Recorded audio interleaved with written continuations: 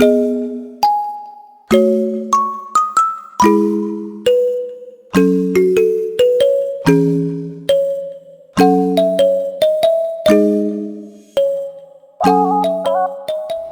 uma vez um chinês misterioso que do nada apareceu numa cidadezinha do Velho Oeste. Mesmo aparentando fragilidade, ele usou alguns truques de magia e interferiu na vida das pessoas que viviam em Avalon, no Arizona.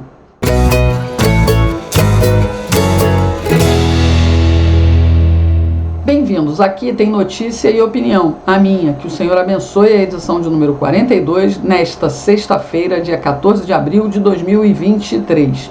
Eu comecei fazendo para vocês o resumo de um filme chamado As Sete Faces do Dr. Lao. É um filme de 1964, produzido em Hollywood. Os atores principais são o Tony Randall e a Barbara Eden, que ficou mais conhecida entre os brasileiros como a Ginny é um gênio. Esse filme é uma fantasia, meio comédia, meio faroeste, meio romance, mas ele é um filme sobre magia. Esse chinês misterioso interpretado pelo Tony Randall era uma espécie de feiticeiro chinês. E ele acaba interferindo na vida da cidadezinha. Pro bem, eu não gosto muito desse tipo de filme fantasioso. Eu gosto mesmo de filme realidade, como o que eu assisti essa semana, que se chama Feito na América. E me surpreendi porque eu vi que o astro principal era o Tom Cruise. Ele faz o papel de um piloto da TWA que sai da vida certinha de um piloto de aviação comercial para uma vida marginal.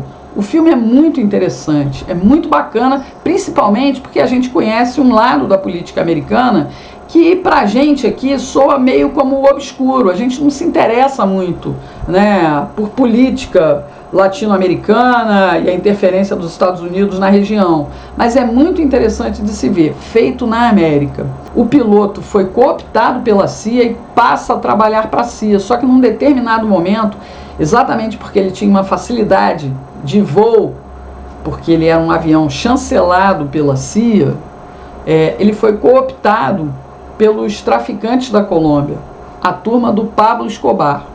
E aí ele passa a levar cocaína para os Estados Unidos. A CIA sabe o que ele está fazendo, contanto que ele continue fazendo o serviço sujo que a CIA precisa que ele faça. O filme é muito bom e a atuação do Tom Cruise é muito boa. Gosto dele como ator.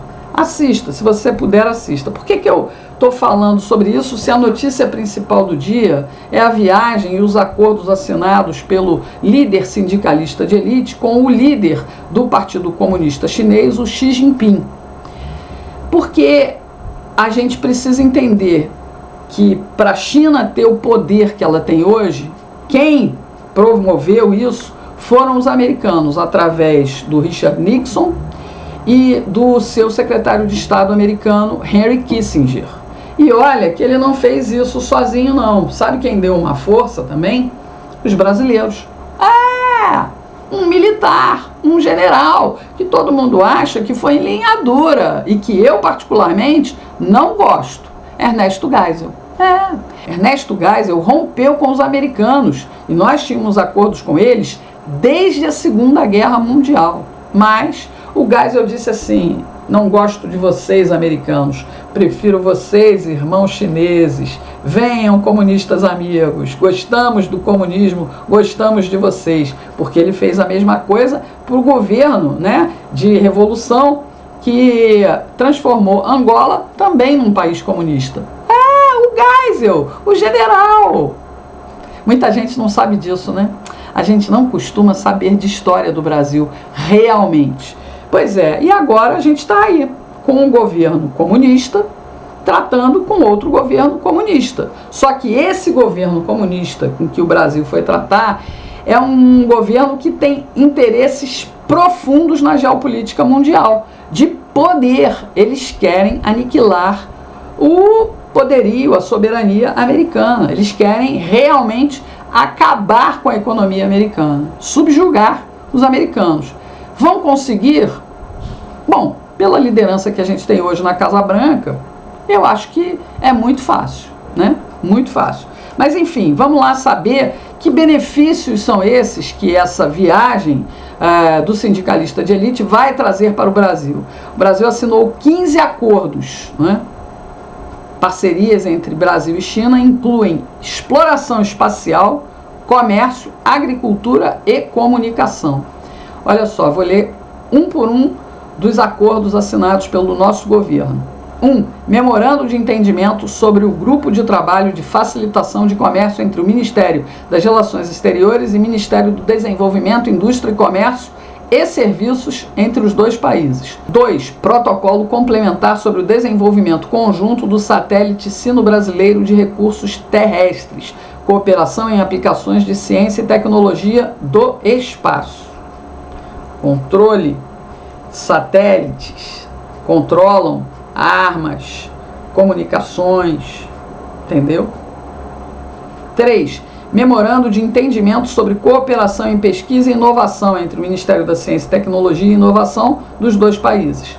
4. Memorando de entendimento entre o Ministério da Ciência, Tecnologia e Inovação entre os dois países sobre a cooperação em tecnologias de informação e comunicação. Eles foram, inclusive, visitar a maior empresa, né, de comunicação da China, a Huawei, aquela que foi expulsa pelo Trump, né, por causa de espionagem. Vocês entenderam? Nossa vida daqui para diante vai ficar muito mais vigiada, pessoal, muito mais. 5. Memorando de entendimento entre o Ministério do Desenvolvimento, Indústria, Comércio e Serviços do Brasil e a Comissão Nacional de Desenvolvimento e Reforma da China para a promoção de investimento e cooperação industrial. A indústria deles é muito maior do que a nossa. Memorando de entendimento entre o Ministério da Fazenda do Brasil e o Ministério das Finanças da China. Controle financeiro. 8. Memorando de entendimento sobre cooperação em informação e comunicações entre o Ministério das Comunicações e a Agência Nacional de Telecomunicações do Brasil e o Ministério da Indústria e Tecnologia da Informação da China. Acordo de coprodução televisiva entre os dois países. Olha aí, pessoal que está saindo, sendo demitido da Rede Globo, já tem emprego certo na EBC. 10. Memorando de entendimento entre Grupo de Mídia da China e Secretaria de Relações Institucionais do Brasil. Vender que os chineses são democratas, né? São liberais. A gente sabe, né, pessoal? Eles são comunistas, repressores. Xi Jinping é um ditador. 11. Acordo de cooperação entre a agência de notícias Xinhua e Empresa Brasil de Comunicação, EBC. Olha aí, os jornalistas da Globo já têm emprego garantido. Ou vocês acham que eles não vão? 12. Memorando de entendimento entre o Ministério do Desenvolvimento e Assistência Social, Família e Combate à Fome, Ministério do Desenvolvimento Agrário e Agricultura Familiar do Brasil e o Ministério da Agricultura e Assuntos Rurais da China, na cooperação para o desenvolvimento social e rural e combate à fome e à pobreza. Olho vivo, hein, pessoal da agricultura no Brasil. Olho vivo, especialmente os grandes produtores rurais. Vocês são fornecedores de alimentos para a China, mas esses acordos do governo brasileiro agora, vocês têm que ficar bem atentos. 13. Plano de Cooperação Espacial 2023-2032 entre a Administração Espacial Nacional da China e a Agência Espacial Brasileira. Controle espacial, pessoal. 14. Plano de trabalho Brasil-China de cooperação na certificação eletrônica para produtos de origem animal. Nosso gado, o nosso frango, os nossos ovinos e caprinos. 15. Protocolo entre o Ministério da Agricultura e Pecuária do Brasil e a Administração Geral de Aduanas da China sobre requisitos sanitários e de quarentena para proteína processada de animais terrestres a ser exportada do Brasil para a China. Nós somos, a gente não pode esquecer disso, né, pessoal? Nós somos um dos maiores produtores de alimentos para o mundo. Podemos alimentar mais de 1 bilhão de pessoas, sendo que nós, no Brasil, somos mais de 200 milhões de pessoas. Temos que ficar muito atento. Mas como petista e comunista é tudo a mesma coisa, né? Sem saber inglês, o petista Jorge Viana muda o estatuto da Apex, que é a Agência Brasileira de Exportação, né? Para ficar no cargo e ganhar 65 mil reais. Inglês fluente é requisito mínimo para ser presidente da Apex. Em 2019, o indicado pelo presidente Bolsonaro caiu justamente porque também não era fluente na língua. Isso é uma notícia dada com exclusividade pelo Tássio Lohan, do Estado de São Paulo. A exigência do inglês fluente como requisito mínimo estava no estatuto. Era necessário ainda comprovar com certificado. O Jorge Viana não tem familiaridade com o idioma, mas atuou, mexeu os pauzinhos para mudar as regras do estatuto da agência. A Apex é responsável por promover o Brasil no exterior. Mudou, tá lá, ó. Eles estão aí com a faca e o queijo na mão, né? E ninguém resiste. Porque o pessoal queria, né? Os funcionários públicos queriam, né? Queriam. É isso aí. Mas quem está feliz mesmo são as emissoras de TV, né, pessoal? Para celebrar os 100 dias de desgoverno, TV Globo, Record, Band, SBT e Rede TV faturaram 32 milhões de reais para exibir 55 inserções, ou seja, comercial para dizer que esse país mudou, voltou, né? Eles voltaram, inclusive, e roubaram o slogan do governo Michel Temer. É uma coisa impressionante, mas de uma coisa ninguém pode falar, né?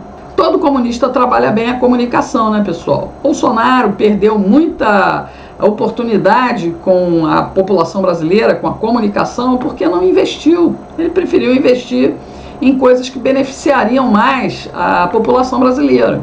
A gente aplaude. Mas tinha que ter destinado uma boa verba para publicidade, porque a mídia jogou muito contra ele por conta disso, porque ele cortou as verbas.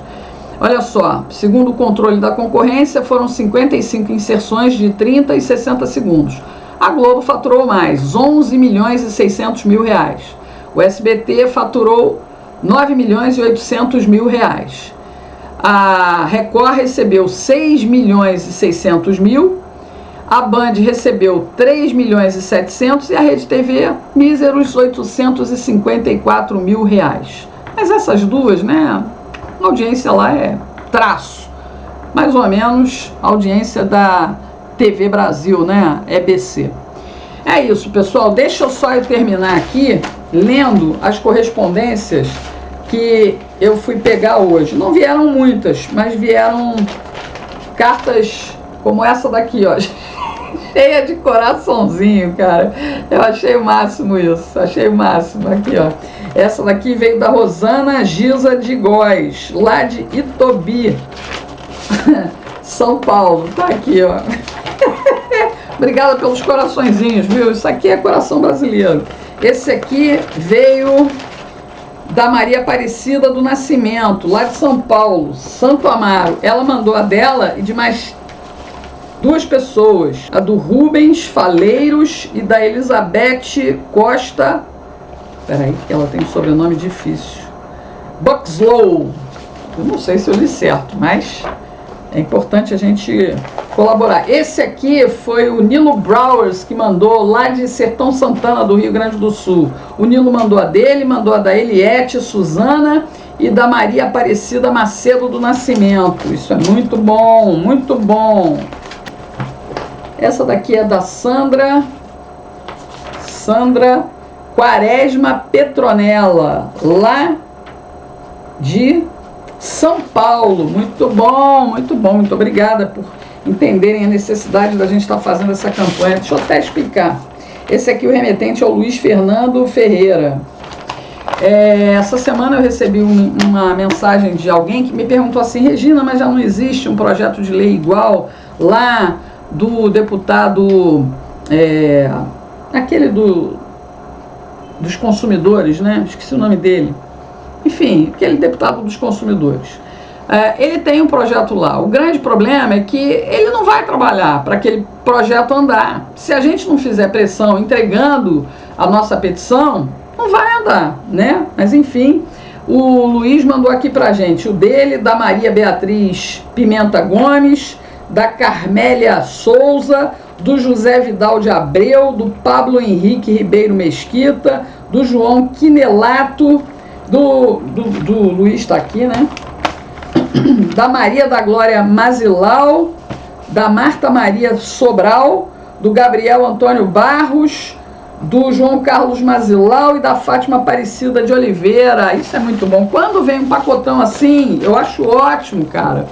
Quanto mais a gente mandar num pacote só, melhor, né? A gente vai juntando. Estou juntando todos e separando. São Paulo agora está batendo o recorde, né?